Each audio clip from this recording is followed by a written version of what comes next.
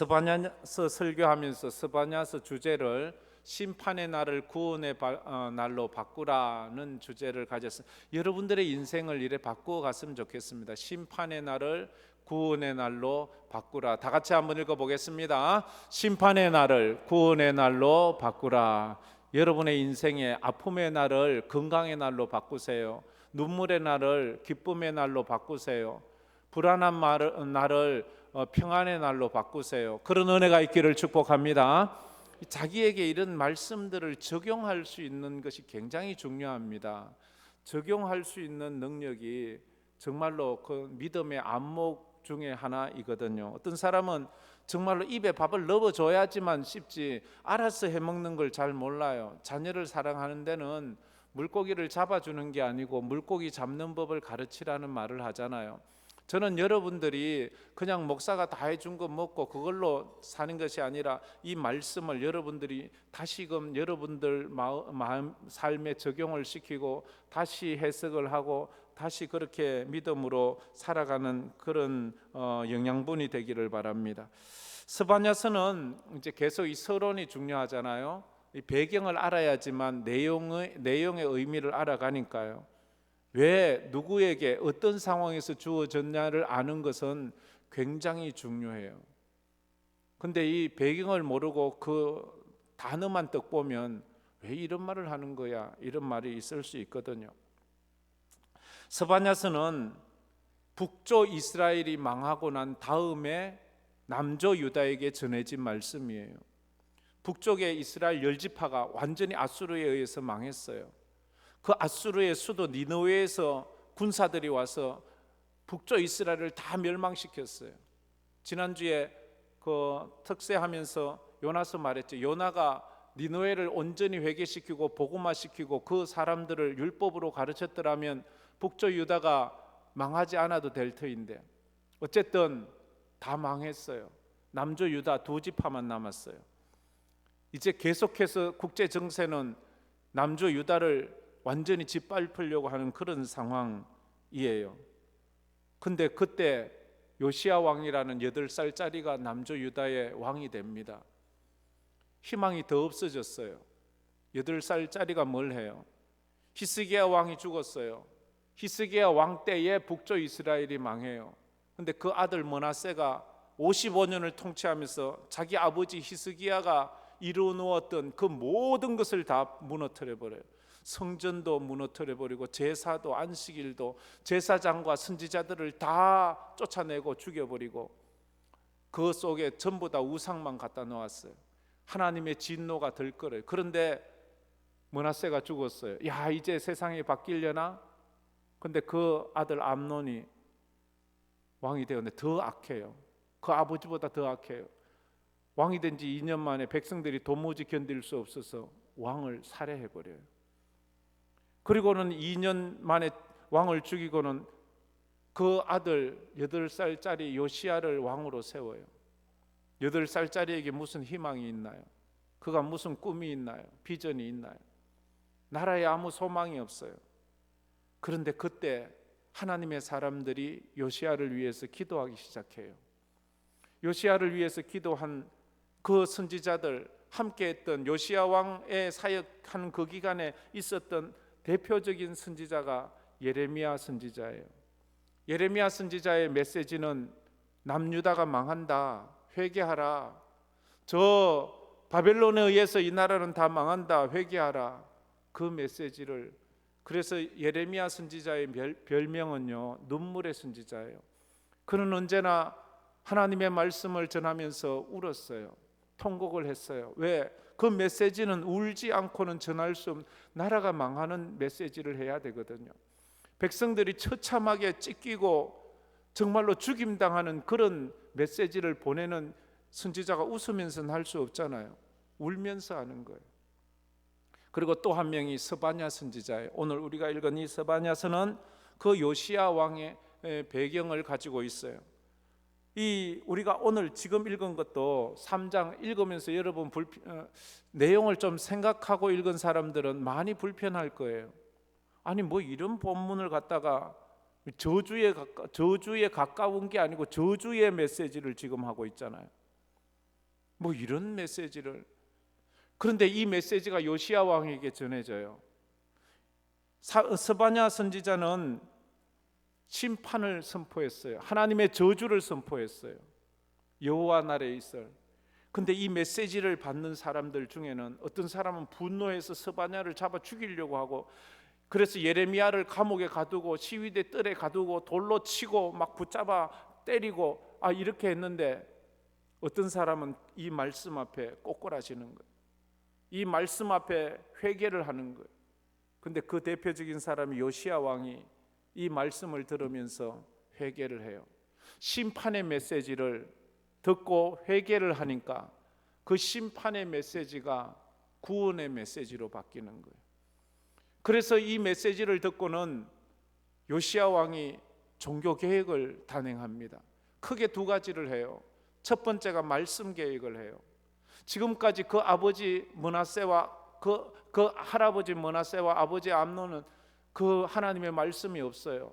선지자들을 다 죽이고 쫓아내고 제사장도 쫓아내고 하나님의 성전은 완전히 문을 다 닫아버리고 못을 쳐버리고, 그래서 안식일도 없고 절기도 없는 그런 때인데, 이 요시야가 할아버지 아버지와는 달리 성전을 수리하라 하고 성전을 재건하라 그러고, 그러다가 성전을 청소하다가 거기에서 율법 두루마리 책을 발견해서 가지고 와서 서기관 사반이 그것을 읽을 때에 요시야 왕이 울어요. 그 어린 사람이 울어요. 이제 나이가 좀 들었지요. 아무래도 20대가 되었으니까 막 울어요. 누가 가르쳤나요? 하나님의 말씀은 가르쳐서 알 수 있는 게 아니에요. 하나님의 마음, 성령을 받은 사람이면 하나님의 말씀을 처음 듣는데도 그것이 이해가 되고 깨달아지고 믿어지는 거예요. 그래서 십자가가 믿어지는 거예요. 언제 우리 조선이 저 서양의 저 이스라엘의 그 예수를 언제 만났다고 그 선교사들이 와서 어눌한 조선말로 예수의 복음을 전하는데 거기에 꼬꾸라지고 거기에 예수 믿고 거기에 인생을 걸고 그 예수를 위해서 목숨을 걸어요. 어떻게 뭐 선교사들이 아무리 잘 가르쳐 본들 나보다 어떻게 잘 가르치겠어요? 죽었다 깨어나도 나보다 못해요. 한국말도 못해요. 그런데 그들이 나하고 다른 게 뭐예요? 성령의 능력이. 그러니까 베드로가 뭐 공부를 많이 했어요. 회개하라, 이 말 한마디에 다 꼬꾸라지는 거예요. 예수 천당 불신지요, 이 한마디에 다 꼬꾸라지는 거예요. 우리는 아무리 설명을 하고 설교를 하고 성경 공부를 시켜도 눈 하나 깜짝하지 않는데, 그 당시에는 예수 천국 불신지요, 딱 이 두 마디가 사람들이 그 말 듣고 밥 먹다가도 거기 꼬꾸라져서 회개하고, 화장실에 앉았다가도 이 말 듣고는 눈물 줄줄 흘리며 회개하며 나오고 그랬다는 거 아닙니까? 그 어린 요시야 왕이 스바냐 선지자의 이 말을 들을 때, 진노의 말을 들을 때, 그리고 두루마리 성경을 읽으면서 눈물을 줄줄줄 우리가 이 말씀을 몰라서 우리 아버지가 우리 할아버지가 하나님 안 섬기고 우상을 섬겼던 죄를 회개하고 하나님 이 나라 이 민족을 불쌍히, 그러자 부흥운동이, 그러면서 이제 예배 부흥이, 말씀 부흥이 있으면 당연히 따라오는 게 예배 부흥이에요. 닫혔던 성전의 문을 열고 성전을 수리하고 안식일을 지키고 절기를 지키고 유월절을 지키고 제사장들을 찾아서 모셔오고 선지자들을 찾아서 모셔오고, 그러면서 부흥운동이 일어나니 다윗 시대 이후에 가장 강력한 부흥운동이 일어나는 거예요. 그런데 그게 얼마 가지 않았어요. 요시야 왕 다음에 그 아들 때에 남유다가 망해요. 그래서 언제나 우리는 이 말씀을 어떻게 듣느냐에 따라 달라요. 스바냐는 심판을 선포했는데 요시야는 그 심판의 메시지를 구원으로 바꾸어 놓는 그런 믿음의 사람이 돼요. 여러분에게도 이런 영성이 있기를 주의 이름으로 축복합니다. 오늘 메시지를 그렇게 하려고 해요. 첫 번째 우리 생각할 것은 성경을 바르게 읽고 듣자면 목소리의 주인이 아니라 메시지의 주인을 알아야 한다. 다 같이 읽어봅시다. 성경을 바르게 읽고 듣자면 주인이 아니라 메시지의 주인을 알아야 합니다. 여러분, 이 말씀만 여러분이 잘 이해해도 여러분 신앙은 올 가을에 한 단계 업그레이드 될 거예요. 제가 확신합니다. 여러분, 설교를 들을 때 목소리의 주인에게 집중하지 마세요. 이 메시지의 주인을 발견하세요. 이 목소리가 김일수 목소리라고 이 메시지가 저의 메시지로 들리십니까? 그러면 여러분들은 사람의 말을 듣고 있는 거예요. 사람의 말이 우리를 구원하는 게 아니에요. 목소리는 저의 목소리지만 메시지를 하나님의 메시지로 듣는다면 여러분은 지금 하나님의 말씀을 듣고 있는 것입니다. 사람 앞에 있는 것과 하나님 앞에 있는 것은 하늘과 땅 차이입니다. 할렐루야. 이게 좀 이해될 수 있었으면 저는 참 좋겠어요. 사람들이 가끔 이래 말해, 신앙생활하기 너무 힘들다고, 신앙생활하는 게 이렇게 힘들 줄 몰랐다고. 왜 그런 줄 아세요? 신앙생활하면서 힘든 이유는요, 크게는 두 가지예요. 첫째는 신앙생활을 사람 앞에서 해서 힘든 거예요. 하나님 앞에서 하면 힘들지 않아요. 사람 앞에, 그러면 딱 내가 요즘 신앙생활하는 거 힘들다 이러면 내가 지금 사람 앞에 있나? 하나님 앞에 있나? 사람 앞에 있으면 피곤하지요. 사람한테 잘 보이려고 해야 되는데 그 사람이 변덕스럽기가 이루 말을 할 수 없잖아요. 여러분 잘 모르는 것 중에 하나가요, 제가 순한 것 같은데요, 되게 까다로워요. 그래서 부교육자들은요, 제가 까다롭대요. 근데 내가 생각할 때는요, 난 하나도 안 까다롭거든요. 근데 사람은요 그래요. 사람 앞에서 신앙생활 하지 마세요. 하나님 앞에서 하세요. 그래야 편해요. 그리고 또 한 가지는 뭔가 하면요, 신앙생활을 하는데 예배당에 일하러 오는 사람이 있어요. 예배 드리러 와야지요. 신앙생활 하러 와야지요. 예배당에 일하러 오니까 피곤해요. 교회만 오면 피곤해요. 교회 오면 즐겁고 은혜가 넘치고 성령 충만하고 뭔가 에너지가 충전돼야지, 교회만 오면 힘 빠지고 짜증나고 그런 건요, 지금 신앙생활 하러 오는 게 아니고요, 일하러 와서 그래요. 교회 와서 일하지 마세요.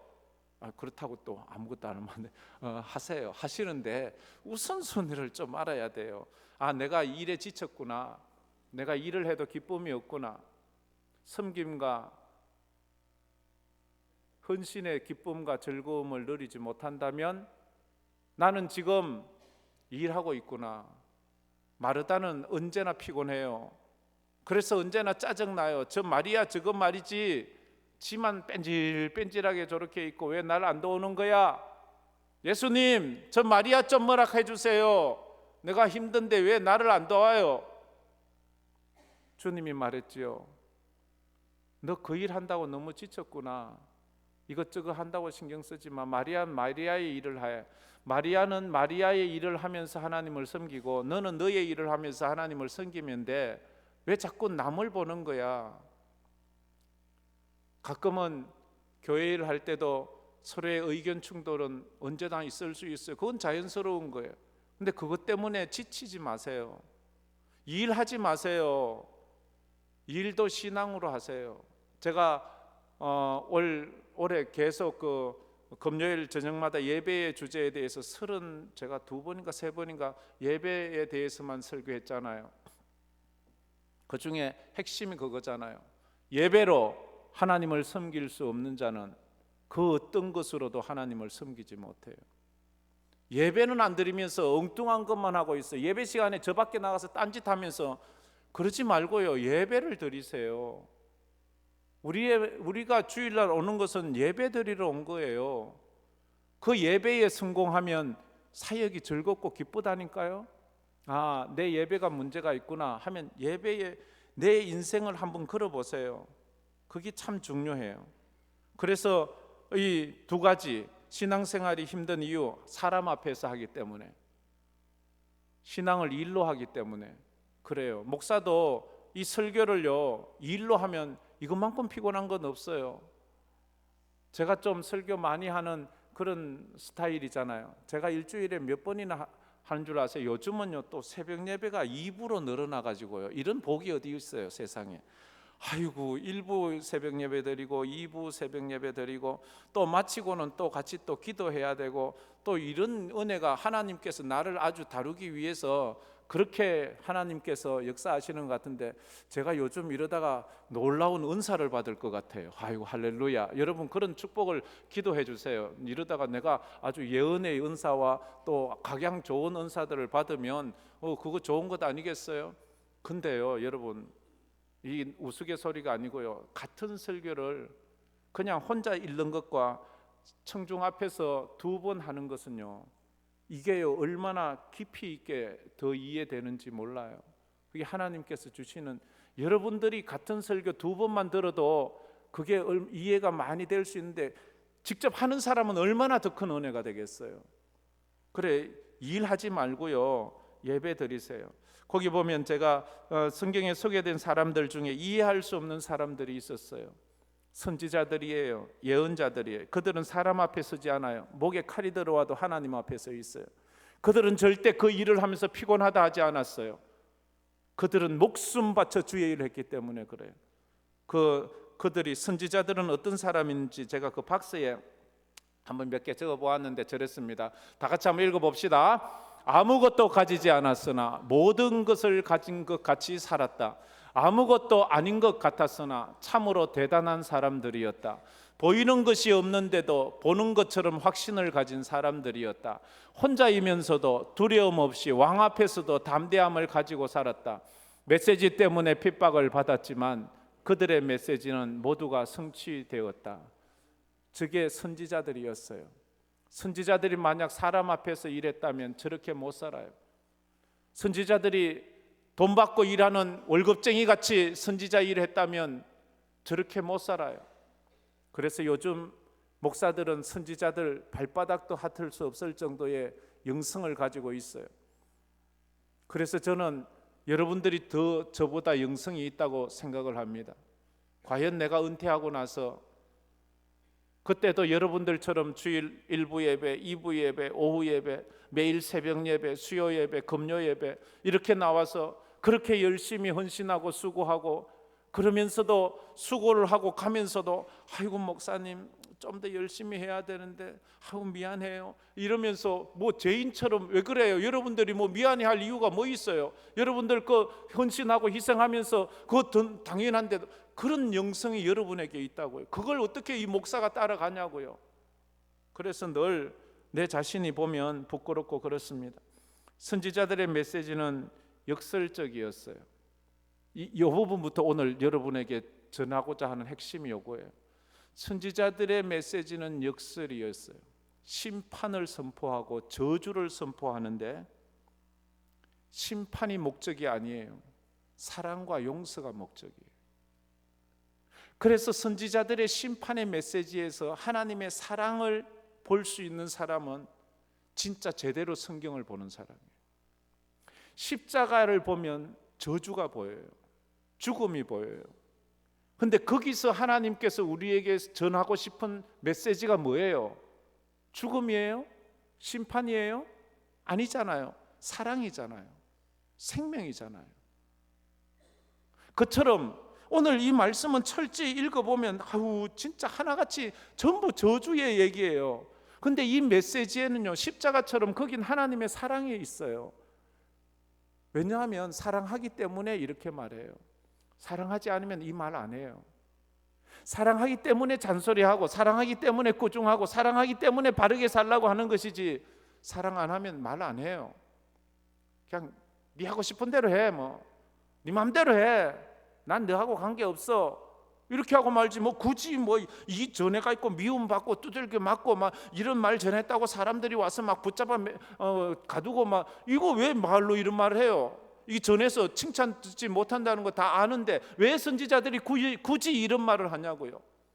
왜 목사가 굳이 좋은 말에 복 받으십시오, 잘 될 겁니다, 괜찮아요, 뭐 뭐든지 만사 이러면 좋은데 왜 회개하라, 그러면 안 된다, 그래 살면 잘 되나 봐라, 다리 몽둥이 뻑 부러지지, 이런 말 왜 해요? 그러면 누가 좋아해요? 저놈의 목사는 말이지 맨날 하는 말이 저런 말 좋은 말 놔두고 이렇게 말하죠. 근데요 그 메시지 안에 선지자들의 역설이 있다니까요. 심판을 말하면서 사랑이 있어요. 저주를 말하면서 용서를 담고 있어요. 죽음을 이야기하면서 생명을 이야기해요. 그게 선지자들의 이야기예요. 그래서 선지자들의 메시지를 이해하려면 문자적으로 봐서는 하나도 이해할 수 없어요. 그 속에 담긴 선지자들의 마음을 읽어야 돼요. 가끔은 욕쟁이 할머니들이 있잖아요. 식당이나 어디 가면 욕쟁이 할머니. 그런데 사람들이, 그런 집은 사람들이 많이 간다면서요? 왜 가냐 물으니까 욕 얻어 먹으러 간대요. 그 욕이 구수하고 그 욕이 좋대요. 그 할머니는 그렇게 욕하는데 그게 그렇게 정감이 있고 그렇게 좋대요. 모르겠어요. 나는 뭐 그런데 안 가봐서. 그 진짜 그런가요? 욕쟁이 할머니. 성경을 읽고 설교를 듣는 사람들이 가져야 할 영성은요, 말씀에 담긴 하나님의 마음이에요. 하나님의 마음. 이놈의 자식, 이 베라 먹을 자식, 이거 참 이런 저주가 어디 있어요. 근데 그게 너무 사랑하니까 그런다는, 우리가 그 마음을 알 때가 있잖아요. 십자가를 보면서 하나님의 마음을 볼 수 있어야 돼요. 피를 토하는 하나님의 마음. 내가 너희들을 이만큼 사랑한다. 내가 내 아들을 십자가에 못 박아 죽이면서 내가 너희들을 이렇게 사랑해. 넌 왜 이걸 모르니? 내가 너를 이렇게 사랑하는데 너는 왜 내가 너를 미워한다고 생각하니? 하나님은 나만 미워하고, 하나님은 내 기도는 들어주시지 않고, 하나님 내 이 힘든 상황 주님은 아시기나 해요? 내가 지금 얼마나 힘들고 어려운데 주님은 왜 내 기도를 안 들어줘요? 아니야, 내가 너를 얼마나 사랑하는 줄 아니? 내가 이만큼 사랑하잖아. 내가 십자가 내 아들 죽이기 만큼 내가 너를 사랑해, 너를 사랑해 하는데도 못 알아들어요. 못 알아들어요. 못 알아들어요. 우리 사랑하는 성도들이 십자가에서 사랑을 듣기를 주의 이름으로 축복합니다. 그거 듣는 사람은요, 이 선지자들의 글에서도요, 하나님의 용서와 하나님의 사랑과 하나님의 축복을 다 끌어낼 수 있는 그런 사람이 되는 거예요. 예수님은 죄지은 인류를 위해서 보내신 하나님의 메시지예요. 하나님의 메시지가 예수의 삶 가운데 있어. 내가 너희들을 이렇게 사랑한다. 그래서 내 아들을 사람 되게 하고, 내 아들을 굶게 만들고, 내 아들이 눈물 나게 만들고, 내 아들이 피 흘리게 하고, 내 아들이 죽기까지 하면서 내가 너를 사랑해, 내가 너를 사랑해, 이렇게 말하는 거예요. 자, 한번 따라해 봅시다. 하나님은 나를 사랑합니다. 믿습니까? 세상에 얼마만큼요? 그 아들을 죽이기까지. 그러면 자신감이 있어야죠. 하나님이 자기 아들 죽이기까지 날 사랑했는데 뭐 내가 얼마나 힘 있는 사람이에요. 두 번째로, 성경은 원저자인 하나님과 영감받아 대필한 선지자들의 합작품이다. 좀 어려운 말인데 다 같이 한번 읽어봅시다. 성경은 원저자인 하나님과 영감받아 대필한 선지자들의 합작품입니다. 성경은 지금부터 기록 연대를 보자면 한 1400년 정도 이렇게 봅니다. 1400년. 그렇지만 그게 이제 기원 전 1400년 전부터 기원 후 한 100년 정도까지 기록돼요. 그 다음에 지금은 성경이 기록되고 있는 게 아니에요. 다 한 40명의 저자의 신구약 저자를 다 합치면 한 40여 명 뭐 이렇게, 이 정확한 저자 미상도 있기 때문에 그렇습니다. 그렇지만 이 원저자가 누구냐는 거예요. 모세가 지은 것이 5권이 있어요. 그리고 많은 사도들도 지었지요. 여기에서 하나님의 영감에 의해서 저자가 기록돼요. 1400년, 지역도 다르고 사람도 다르고 그 저자들의 학식도 다르고 삶의 배경도 다 달라요. 그래서 어떤 사람은 어떻게 지었냐, 하나님께서 그럼 불러주는 대로 다 썼나? 그건 아니고 그걸 기계적 영감이라고 해서 뭐 그냥 기계적으로 그냥 자기 생각과 의도는 하나도 없이, 그렇지 않아요. 성경은요, 저자의 성향에 따라, 저자의 지식 정도에 따라 완전히 달라요. 사도 바울은 최고의 학식을 가져서 사도 바울의 서신서를 읽으면요, 지금도 누구도 따라갈 수 없는 논리성을 가지고 있어요. 그래서 로마서나 사도 바울이 쓴 그 서신서들을 보면 지금 얼마나 논리적인지, 로마서를 읽다가 회개하는 사람은 나름적으로 논리적인 학문을 가지고 있는 사람들이에요. 그러나 사도 베드로는 어부예요. 고기 배나 따던 사람이에요. 배운 것이 없어요. 상당히 투박하고 상당히 논리성이 좀 부족해요. 그러나 그 속에 있는 하나님의 메시지는 똑같은 거예요. 그래서 우리는 유기적 영감성을 우리가 유기적이란 말은 그 대필자들, 그 사도들이나 선지자들이나 이런 사람들의 학식이나 문화나 가지고 있는 그 상황들을 다 동원해서 하되 그 내용의 핵심은 하나님께서 주시는 것이다, 이렇게 믿는 거예요. 그래서 우리가 성경을 읽을 때는 두 저자, 원저자와 그 글을 쓴 그런 대필자, 저자들, 그 여기 많잖아요. 모세, 사무엘, 쭉 또 여러 가지. 이 스바냐는 스바냐가 지었다고 보고요. 선지자는 이사야서는 이사야가, 예레미야서는 예레미야가, 에스겔서는 에스겔이, 다니엘서는 다니엘이, 이렇게 쭉 그 선지자들은 그 선지자들이 적은 것으로 우리가 이렇게 알고 있잖아요. 성경을 읽고 연구하는 가장 중심된 그 열쇠가 뭔가 하면 하나님의 마음을 빨리 깨달아 아는 거예요. 하나님의 마음. 그래서 이 원저자가 하나님이시라서 대피를 하는 선지자들도 어쩌면 자기가 지금 쓰고 있지만, 예언을 하고 있지만 그 내용을 다 모르고 하는 선지자들이 허다했어요. 왜? 지금은 메시아가 오지도 않았는데 오실 메시아에 대해서 얘기하는데 이걸 나도 이해할 수 없지만 하나님이 하라고 하니까 선포하는 거예요. 그냥 지금 상황이 어떻게 될지 모르지만 하나님의 말씀을 믿고 그렇게 선포하는 거예요. 믿고 하니까 뒤에 그것이 이루어져요. 제일 중요한 마음은 이 메시지를 전하면서 선지자들이 가져야 될 제일 중요한 하나님의 사랑의 마음으로 전하는 거예요. 저주를 선포해도 하나님의 사랑의 마음. 근데 요나가 그걸 못했잖아요. 그래서 책망을 듣는 거예요. 니느웨에 가서 회개를 하면서 요놈들 쫄딱 망해라, 그러면 좋겠다, 그런 마음으로 전하니까 그것이 하나님이 기뻐하지 않지요. 하나님의 사랑은 그들이 망하는 것이 아니라 그들이 회개하고 구원 얻는 것이 하나님의 마음이기 때문에 오늘도 우리에게 주시는 말씀은 여러분이 회개하고 축복받고 구원받는 것이 하나님의 마음인 줄 믿으시길 바랍니다.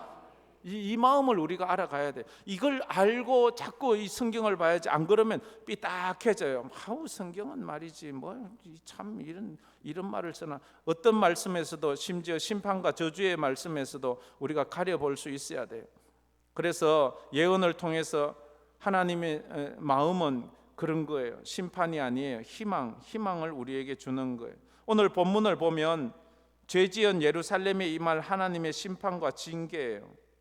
자, 1, 2절 말씀 한번 읽어보고 또 거기에서 어떤 말씀이 느껴지는지 한번 보세요. 다 같이 읽어봅시다.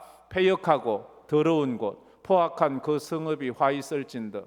그가 명령을 듣지 아니하며 교훈을 받지 아니하며 여호와를 의뢰하지 아니하며 자기 하나님에게 가까이 나아가지 아니하여. 저기에 계속 좋은 말 한마디도 없어요. 저건 예루살렘 성을 향하여 남유다를 향하여. 남유다는 패역했어요. 더러워요. 포악해요. 그래서 화가 있대요. 그들은 명령을 듣지 않아요. 교훈을 받지 않아요. 여호와를 의뢰하지 않아요. 하나님을 가까이 하지 않아요.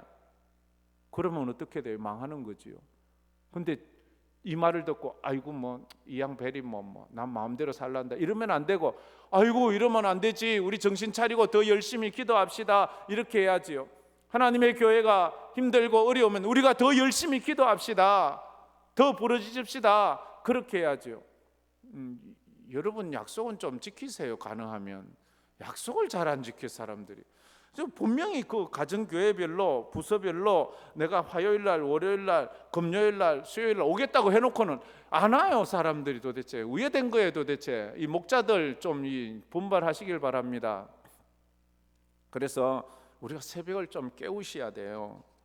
그래야지 우리가 여기서 일어날 수 있어요. 3, 4절 말씀에 보면 또 이렇게 말하죠. 그들 가운데 방백들은 부르짖는 사자요, 그 재판장들은 이튿날까지 남겨두는 것이 없는 저녁일이요. 재판장과 방백들이요, 공의가 없어요. 4절은 더 기가 막혀요. 그의 선지자들은 경솔하고 간사한 사람들이요, 선지자들이 경솔하고 간사. 그의 제사장들은 성소를 더럽히고 율법을 범한대요. 선지자와 제사장은 거룩이 없어요. 그런데도 불구하고 하나님의 말씀은 전혀 달라요. 5절 말씀에 이렇게 말합니다. 다 같이 읽어봅시다. 그 가운데에 계시는 여호와는 의로우사 불의를 행하지 아니하시며 아침마다 빠짐없이 자기의 공의를 비추시거늘 불의한 자는 수치를 알지 못하는도다.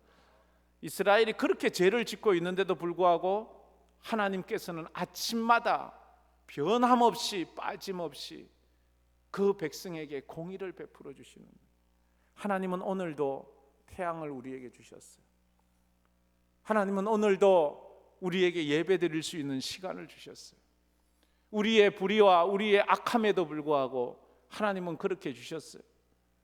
그러면서 하나님의 사랑을 깨달아 가야지요.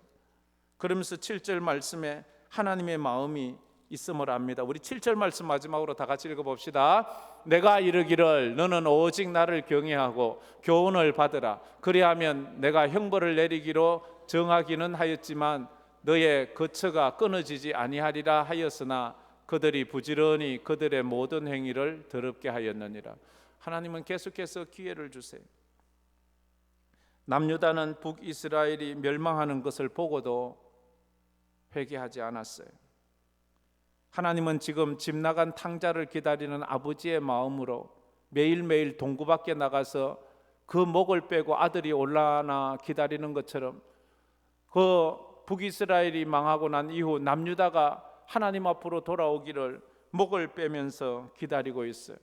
그러나 주님은 이런 심판을 선포하면서 마지막으로 그들을 향한 하나님의 마음을, 사랑을 이렇게 3장 16절 17절에 말하죠. 제가 이건 다 암송하라 했는데 다음 주부터는 제가 이거 안 띄워줄 거예요.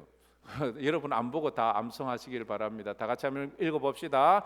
그날에 사람이 예루살렘에 이르기를 두려워하지 말라. 시온아 내 손을 늘어뜨리지 말라. 너의 하나님 여호와가 너의 가운데 계시니 그는 구원을 베푸실 전능자이시라. 그가 너로 말미암아 기쁨을 이기지 못하시며 너를 잠잠히 사랑하시며 너로 말미암아 즐거이 부르며 기뻐하시리라 하리라. 너의 하나님 여호와가 너의 가운데 계시니 그는 구원을 베푸실 전능자시라.